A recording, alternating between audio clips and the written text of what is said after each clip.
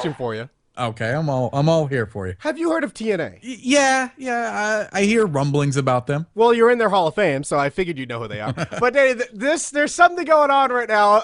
Not a lot of people are talking about this. AJ Styles and his girlfriend Dixie, and then her wife Surge. It's this whole thing. But Danny, this storyline. What do you think of it so far?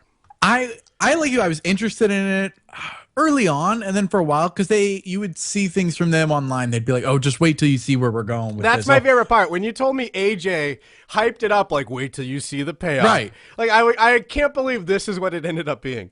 When a wrestler on their own will comes out and just says like, "Wait till you see the story." Like when they're excited about it, you have more faith in it because you just assume like. We want to think that the writers are what's ruining wrestling, and that when wrestlers can control their own storylines or have more input, that somehow wrestling would be better because it feels like it's more for the wrestlers by the wrestlers, which would appease us. But if this is writing that AJ or Christopher Daniels or any of them had any input on, I think we should just go back to letting Jim Cornette or Bruce Pritchard, let's let those guys handle it. Because Danny, go into primetime mode. We've seen your mask, custom for primetime. No other mask like it. No one's twit picking us pictures of that mask on Mini Wrestlers. But Danny, think of it as AJ. You're primetime AJ Styles. I want to play with AJ, and you know what's going to happen. Nobody knows. In writing, doesn't this sound really cool? Like people think you're fucking the leader of the company. You got this awesome tag team of Kazarian and Christopher Daniels with these evil motives, especially after that fucking AJ Styles I Quit match with Daniels when he was threatening his family and stuff. And this is it. We're extending it. Now, oh my God, Dixie Carter, the owner of the company, is sucking on his cock. Holy, and then we twisted on him. No. We actually are protecting this person, this endorsement of ours that we're sponsoring. And Danny, didn't you know you can't let people know about people's? It's like confidential if you're their sponsor. So doesn't it sound cool?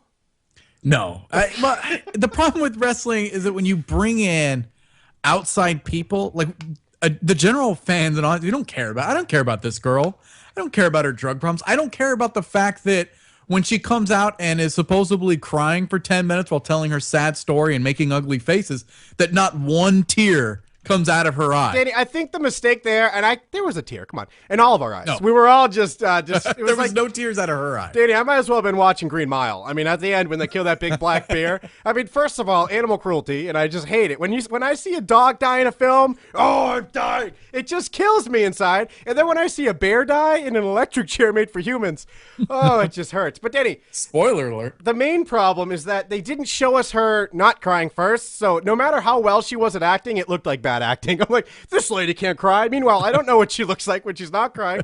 She's probably putting on a great performance, but where you're also off, this isn't about the girl. This is about Surge. Did you see him throw that right hook? We're going to have a Surge Garrett Bischoff program by Bound for Glory, and that's going to main event the pay-per-view. So at this point, we're just bringing in all the family members of the people in. It's not too unlike a McMahon storyline. So I mean, they're just doing it to a lesser degree. They're picking people that we managed to care about even less than a Linda McMahon. Well, there's no question in my mind that if Garrett Bischoff doesn't win Bound for Glory, was there anywhere, else they could have gone? Like, did this storyline need a swerve? Couldn't it have just gone the way we want?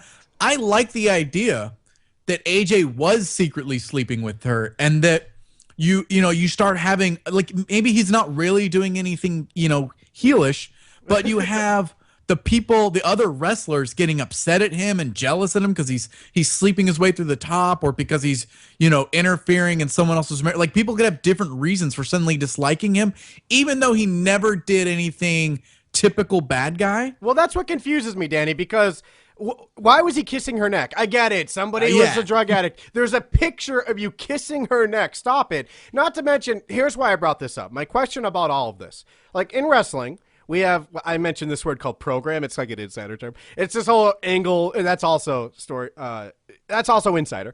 This whole storyline stuff happens so we can watch a payoff match that people want to see. What's the match? We already saw, like, who's AJ going to face? Dixie? He's going to face Surge? What is this leading to? Is that girl going to jump in the ring? And I don't know. I don't really care if he beats Kazarian again or if he beats that bald guy again. He's already beaten those guys and embarrassed them for over a year. What's happening? And by the way, that's Colton time, a year. It is, weird because this was all about like AJ and Daniels, and in the meantime, we got several matches with them. AJ still usually coming out on top, losing a couple times, but at no point do you ever start to think Daniels is better than AJ or anything. And now it's like it's all pulled away because that, like you said, is that the match we're leading up to? Because I don't care about that. But if you had gone the route of people starting to turn their backs because AJ's sleeping his way to the top or getting special treatment, it leads to a bunch of matches with other people that we didn't see being involved. I mean, are we going to get an AJ and Sarge or Surge? What's his fucking name? Surge, he is the Bound for Glory leader right now. He punched AJ and got 32 points. This guy is going to head all the way to the top, big guy. So it's like, you're right. Where does this go? And the kissing thing, the fact that he was like kissing her on her neck, that shows me that this storyline changed at some point. That couldn't have been where they were planning on going with it. Like I think they were going to go the affair route and play up a longer are they or aren't they kind of storyline. But for some reason, somebody jumped in and said, no, we need to pull a swerve here, and this is where we're going to go with it. Yeah, well, Danny, that's the whole thing. Like, rubes like you are, like, on the string. I know what's happening. By the way, that kiss with AJ was worth 28 Bound for Glory points. So he's in second. Who the fuck is going to win this thing? Like, I'd like to see little things like that. Like him just losing a bunch of matches but still getting title shots and everything. Like this could have dragged on for a long time before you even had to reveal if they were in fact doing anything. Well, Danny, that's what we have this fantasy game we're working on for TWFS locker rooms. All the locker rooms out there, there's so many. Danny, we're going to have a wrestling fantasy game like fantasy football, and if you kiss Dixie Carter, then there's no way you lose any match. You basically you're immune of losing, Danny. I'm all in on the fantasy game, and I will draft Tyson Kidd and Tyler Rex because I hear a lot about them.